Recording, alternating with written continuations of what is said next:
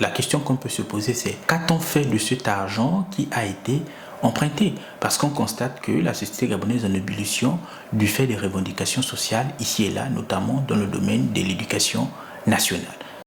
Bonjour à tous, bienvenue sur cette chaîne. Comme d'habitude, pensez à vous abonner, à commenter, à liker, à partager. Je vous dis merci d'avance. Alors aujourd'hui, on va parler de la dette. C'est une question qui défraie la chronique au Gabon au cours de ces derniers jours, au cours de ces dernières semaines. On a de nombreux acteurs politiques de la majorité de l'opposition qui se prononcent sur la question. Finalement, qu'est-ce que la dette? Y a-t-il ici un risque que le pays se retrouve surendetté? Et quelle est finalement l'incidence d'une telle situation? Donc voici ce qu'on va analyser aujourd'hui dans cette vidéo.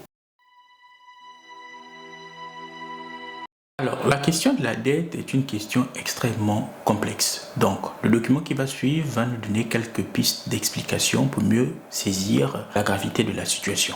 Selon une projection récente de la Banque mondiale, la dette publique du Gabon pourrait atteindre 86,1% du produit intérieur brut d'ici 2027. Ce niveau, bien au-dessus du critère de convergence fixé à 70% par la CEMAC, fait peser de lourdes menaces sur la stabilité macroéconomique et la capacité de l'État à financer ses priorités sociales et infrastructurelles.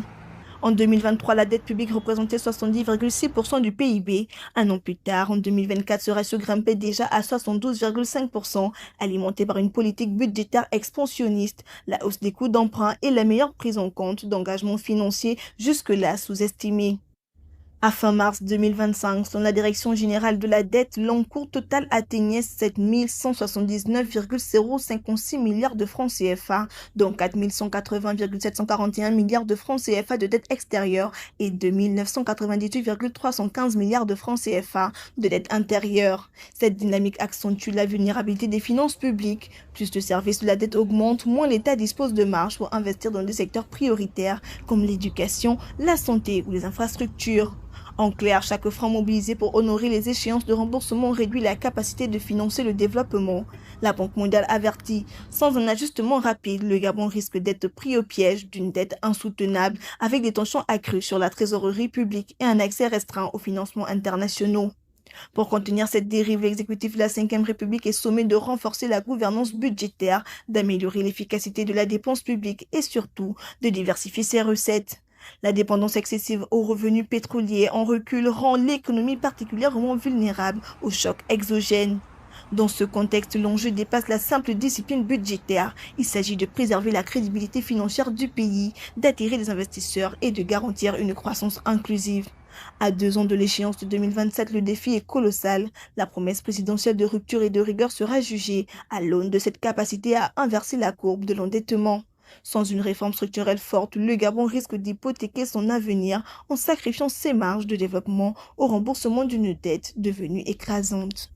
Donc, l'État est endetté à près de 86%. Et ce n'est pas moi qui le dis, c'est sur le reportage. Donc, c'est une situation qui est naturellement alarmante. La question qu'on peut se poser, c'est qu'a-t-on fait de cet argent qui a été emprunté? Parce qu'on constate que la société gabonaise est en ébullition du fait des revendications sociales ici et là, notamment dans le domaine de l'éducation nationale.